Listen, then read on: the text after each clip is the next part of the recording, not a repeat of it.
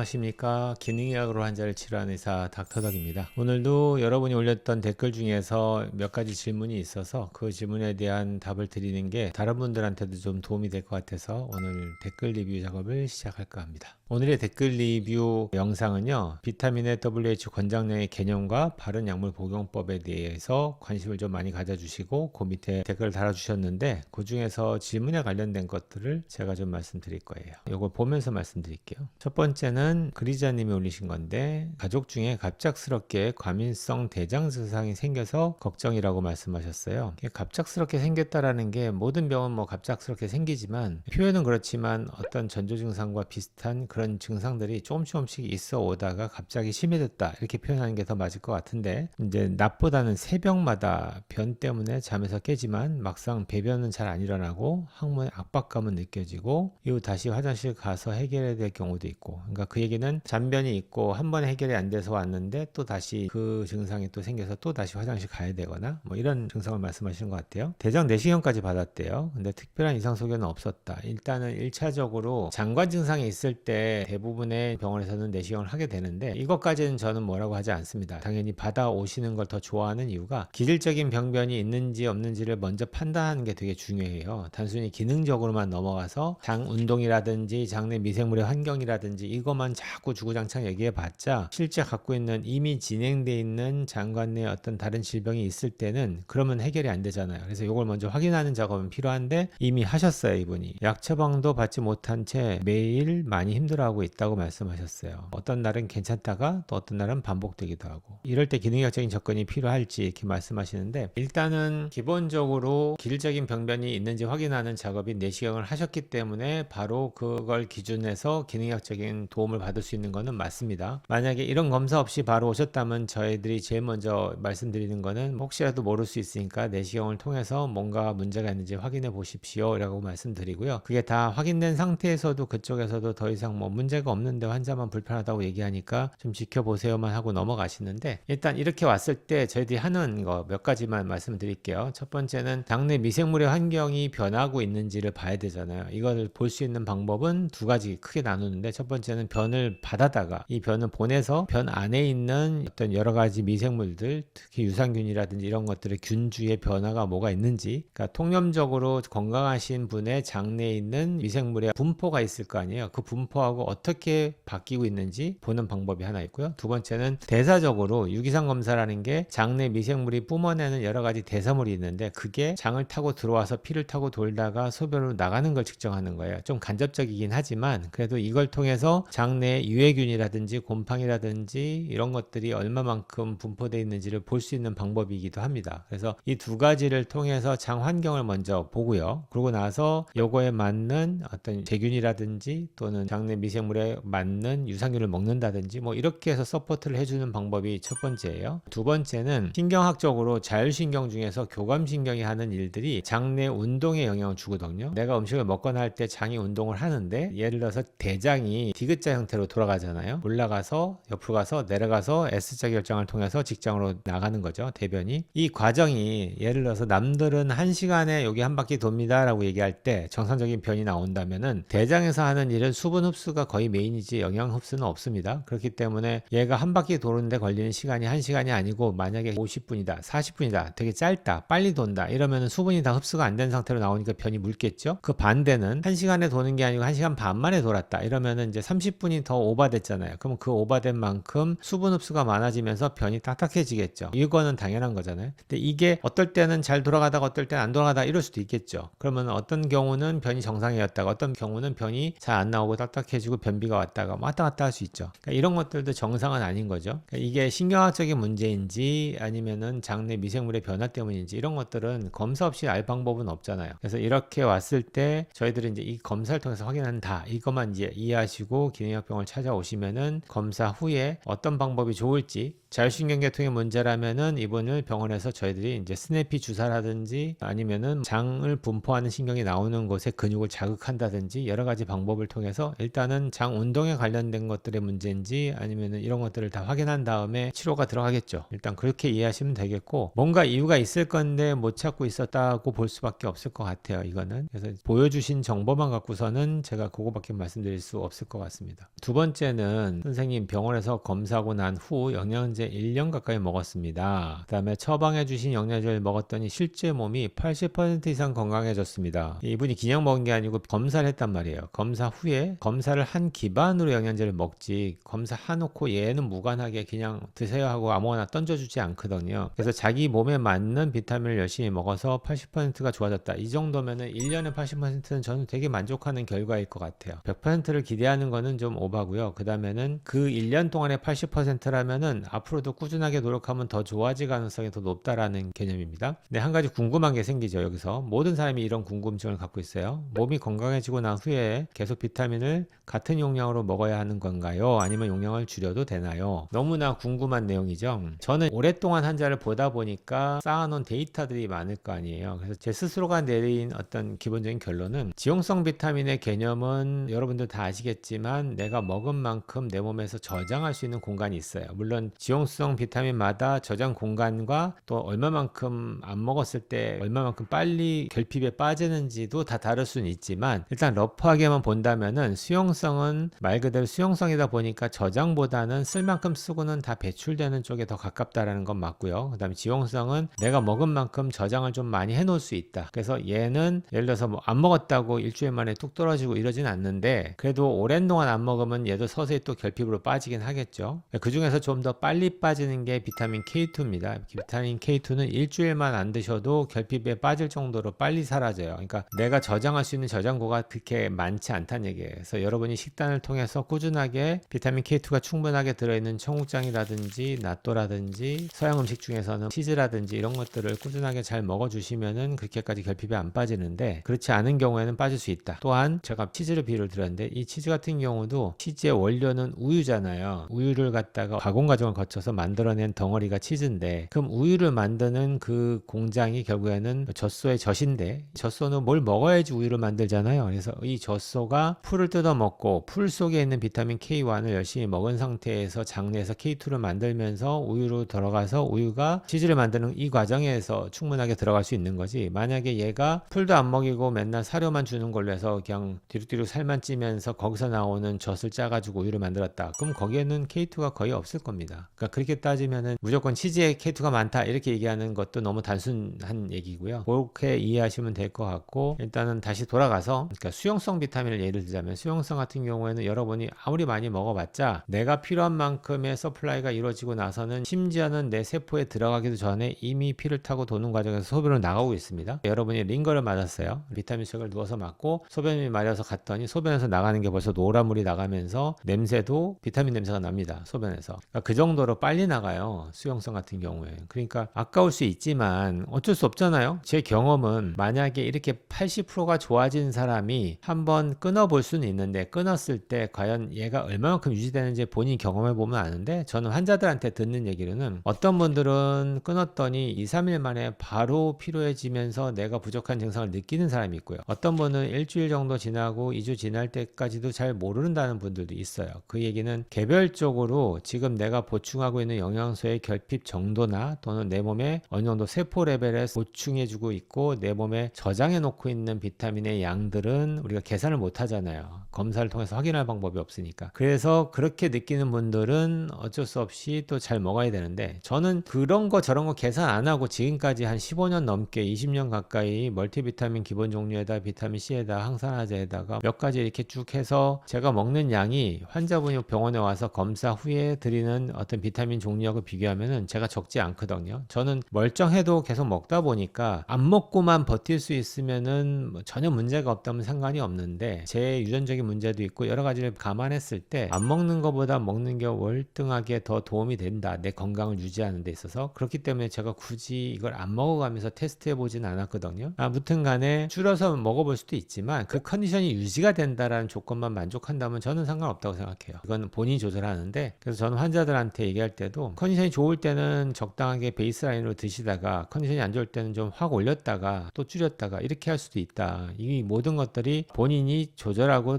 이걸 관리할 수 있는 능력이 돼서 스스로 판단할 수만 있다면 그건 뭐 문제가 되지 않는다. 그 대신 이것만 이해하시면 되는데, 내가 하루를 시작할 때 밤에 잠 잘 때 크게 지장이 없고 하룻밤을 잘 자고 나서 아침에 일어났을 때 하루를 시작할 때의 피로감이라든지 불편감이 있어서 그게 해결이 안 돼서 시작하는 일이 없고요. 그리고 하루를 열심히 일하다 보면 오후 되면 피곤해지는 거는 다 똑같아요. 열심히 일했는데 안 피곤하면 그게 이상하지 않아요? 운동했는데 안 피곤하다고 얘기하는 거랑 똑같잖아요. 근데 내가 자고 아침에 일어났을 때 어느 정도 회복이 되고 하루를 시작하는데 문제가 없을 정도만 잘 사이클이 돌아간다고 하면은 저는 건강한 상태라고 얘기합니다. 그 상태가 유지되게끔 비타민 관리한다라는 개념이 맞는 거지, 배 터지게 먹었으니까 우리가 일주일 동안 굶어도 됩니다 이렇게 얘기하는 거는 아니잖아요. 그렇게 이해하시면 어느 정도는 답이 됐을 것 같아요. 그 다음에 요번에 말씀드릴 댓글은 조금 오해의 소지가 있을 수도 있어서 이건 좀 고민스러운데 일단 한번 볼게요. 우주에너지라는 분인데요. 비타민 B군에 대한 복용으로 오는 신경계의 문제점들이 생기는 것을 알았다. 이게 본인이 경험했다는 얘기인지 아니면 누군가가 뭐 써놨던 걸 봤다는 얘기인지, 근데 여기만 딱 해도 B군을 복용하면 문제점이 생길 수 있다라는 것처럼 얘기하잖아요. 근데 저 같은 경우는 검사를 통해서 환자를 치료하는 입장에서는 검사를 해보면 대부분의 병이 있는 분들의 거의 90% 이상인 것 같아요.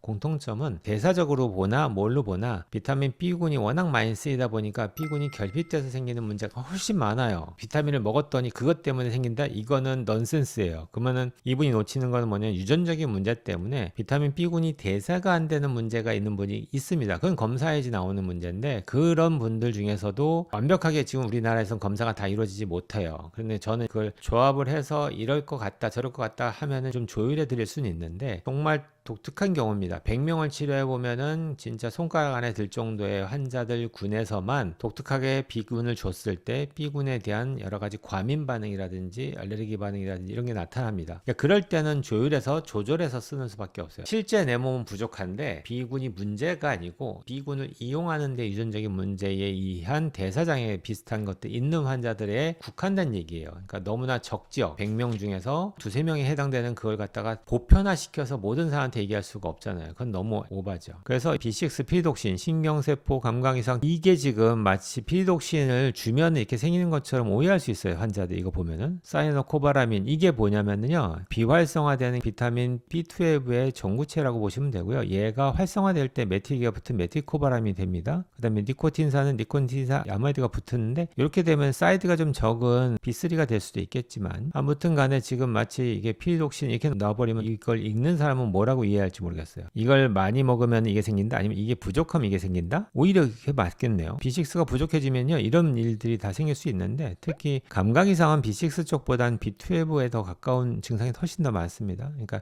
단편적이진 않아요. 그 다음에 B군 좋다고 많이 복용은 안 된다고 표시했잖아요. 그러니까 이게 지금 하나만 아시는 거라고요. 그래서 오해하시면 안 되는데, 자기가 경험했는 특화된 것들을 보편화시켜서 환자들한테 얘기한단 말이에요. 이게 어쩔 수 없는 갖고 있는 지식의 한계 때문에 오는 결과긴 한데, 그건 충분하게 이해하지만 저희 입장에서는 이게 무슨 문제인지 다 알지만 아무것도 모르는 분이 딱 보면은 와 저렇구나, 그럼 비타민 먹으면 안 되겠네 뭐 이럴 수도 있죠. 그럼 말이 안 되죠. 아까 얘기했듯이 90% 이상의 질환을 갖고 있는 분들이 다 B군이 결핍해요. 그러면 자기 몸에 필요한 것들을 공급해 줘야 될 건데, 막 이런 몇 가지 지식 갖고서는 먹으면 안 된다, 또 내 몸에 필요한 만큼이 이만큼인데 요만큼 넣어주면서 이거 이상 먹으면 위험하다 이렇게 얘기하고 있으면 이제 속 답답해지는 거죠. 그렇게 이해하면 좋을 것 같아요. 아무튼 간에 오늘은 댓글 리뷰를 해드렸는데, 충분히 이런 것들도 올려주셔야지 제가 이거에 대한 코멘트를 하면서 오해할 수 있는 요지들을 좀 정리해드릴 수 있을 것 같아서 저는 감사하게 생각하는 댓글이고요. 일단 오늘은 여기까지 공부하겠습니다. 온 국민이 건강해지는 그날까지 닥터덕은 여러분과 함께합니다.